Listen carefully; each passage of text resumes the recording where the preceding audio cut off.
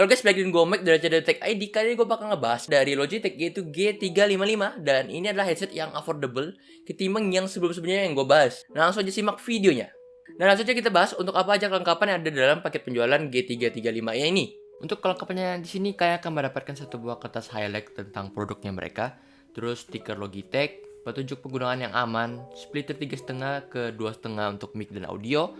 Dan headset ini tuh dibungkus dengan kertas yang bisa didaur ulang. Jadi ini tuh kayak bentuk dari Logitech untuk menjaga alam kita. Nah, kalian sudah melihat apa aja kelengkapan yang ada dalam paket penjualannya. Langsung aja kita bahas untuk mulai dari desainnya dulu. Headset ini memiliki 3 varian warna, tapi yang masuk ke Indonesia hanya 2 varian warna, yaitu hitam dan putih. Dan kita dapatkan produk sampel yang warnanya putih. So far untuk warna putih ini menurut gua sih cukup keren, dipadukan dengan putih dan biru, yang dimana cocok banget dengan putih dan biru gitu.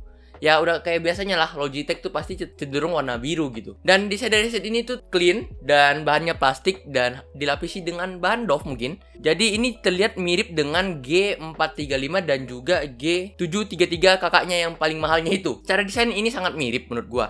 Dan juga bagian atasnya itu ada headband yang bisa kalian lepas pasang. Dan juga kalian bisa naikin turunin headbandnya seperti yang di G435 yang pernah kita bahas. Tapi ini untuk naik turunnya tuh dikit banget, nggak sampai yang berasa banget. Kalian itu bisa lepas pasang dan kalian ganti bagian, itu kan kalian lihat bagian bawahnya itu biru. Kalian bisa tukar lah istilahnya.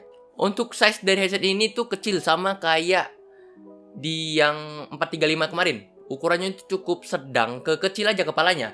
Jadi untuk kalian yang kepalanya besar, sayang sekali masih belum cocok buat video kali ini. Tapi untuk kalian yang kepalanya sedang, yang kira-kira cewek lah patokannya, cewek atau cowok yang kepalanya nggak gede-gede banget, itu tuh masih enak banget buat pemakaian ini.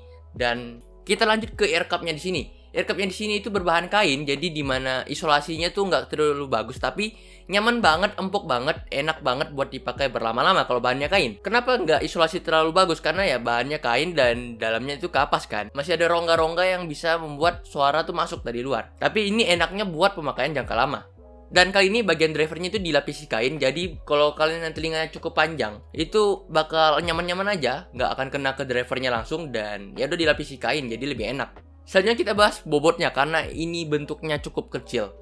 Jadi bobotnya itu lebih ringan daripada yang kemarin lagi, ini hanya di 240 gram dengan kabelnya. Jadi ini menjadi headset yang lumayan paling ringan di antara pesaing-pesaingnya. Selanjutnya gue pengen bahas yaitu mic-nya, karena menurut gue mic yang di sini itu udah dikasih Discord certified. Jadi gue penasaran banget nih dengan hasil mic-nya ini. Sebelum kita lihat ke hasil mic-nya ini, mic ini tuh punya beberapa fitur. Kalian bisa lihat dulu.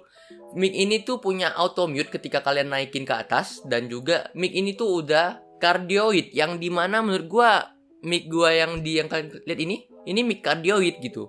Jadi untuk pola penangkapannya itu cukup unik dari mic-nya ini. Nggak seperti biasanya yang menggunakan omnidirectional, tapi dia malah pakai cardioid gitu. Jadi nangkapnya itu hanya di bagian depannya aja. Dan langsung aja kalian dengar bagaimana hasil suara dari mic-nya ini. Menurut gua hasil suaranya cukup keras. Ya keras banget sih ini kayaknya. Sampai merah banget. Ini jadi jangan terlalu deket deh kayaknya dia. Ini keras banget. Atau gua ini sampai ini ya terlalu max ya kayaknya. Tapi menurut gue so far, untuk kalau kalian main game Valorant, ini suaranya tuh kayak nusuk banget ke telinga kita gitu. Jadi ya sekedar untuk ngobrol-ngobrol ini sih enak buat pakai headset ini. Dan juga ringan ya kan, enak ya buat dipakai. Dan kalau ditanya ini enak gak buat dipakai bikin konten atau apa ya, selain bikin konten apa ya? Bikin konten sih, paling konten-konten gaming gitu ya. So far untuk live streaming, konten gaming, main game ini masih terdengar jelas dan cukup clear juga. Untuk noise-nya kalian bisa coba dengar sendiri. Gua kan ini nggak kan diedit. Ini kalau noise-nya harusnya itu ada bunyi AC, terus ada ya udah bunyi AC doang sih harusnya. Karena AC gue cukup bising gitu.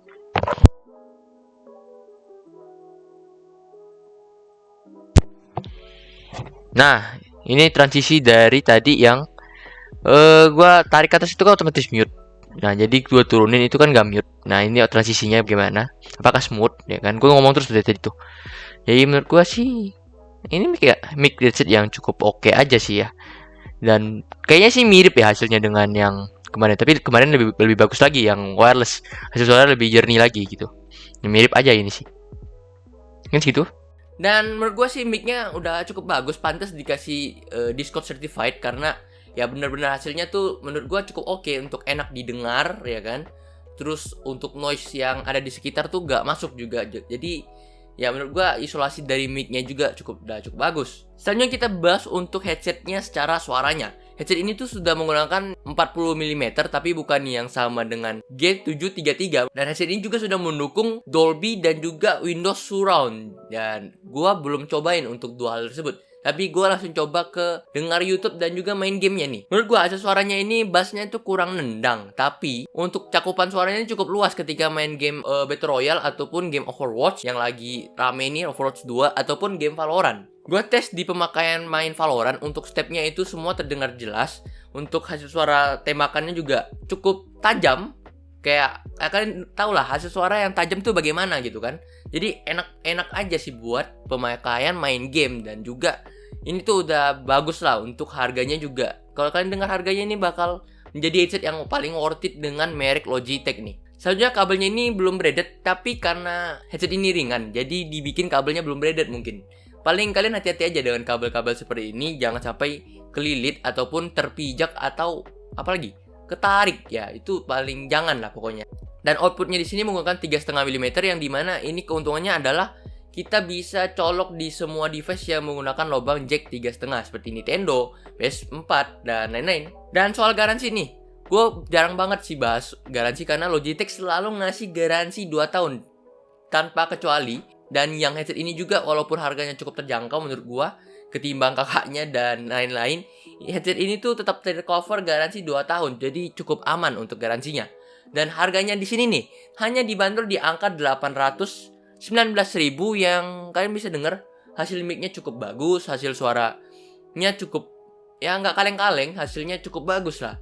Untuk dengar lagu, main game ya enak-enak aja, nonton film juga enak sih menurut gua untuk headsetnya ini. Dan terlepas juga dari hasil suaranya, karena headsetnya ini bobotnya ringan, jadi menurut gua ini cukup menjadi salah satu headset yang enak buat dipakai lama-lama juga. Mungkin segitu dulu untuk review kali ini. Like kalau suka dan subscribe ke channel ini kalau channel ini bermanfaat.